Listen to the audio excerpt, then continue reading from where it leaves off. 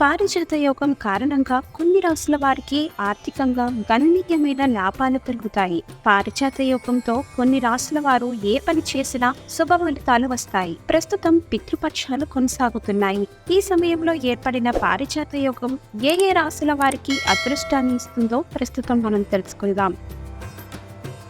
మేషరాశి.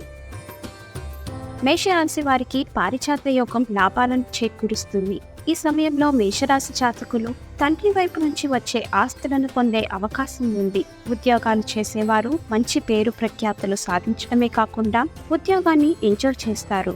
ఇంతకాలంగా పడిన శ్రమ అంతా సత్ఫలితాలను ఇస్తుంది. ఇక స్నేహితులతో విందులు వినోదాల్లో పాల్గొని మేషరాశి జాతకులు బాగా హ్యాపీగా గడిపే సమయం ఇది.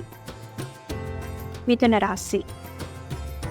పారిజాత యోగం కారణంగా మిథున రాశి వారికి లబ్ధి జరుగుతుంది. మిథున రాశి జాతకులు ఈ సమయంలో రియల్ ఎస్టేట్ రంగంలో బాగా రాణిస్తారు. విపరీతమైన పని ఒత్తిడి నుంచి ఈ సమయంలో ఉపశమనం కలుగుతుంది. వైవాహిక జీవితం చాలా సంతోషంగా ఉంటుంది. మిథున రాశి జాతకులకు పారిజాత యోగం విజయాలను చేకూరుస్తుంది. కర్కాటక రాశి.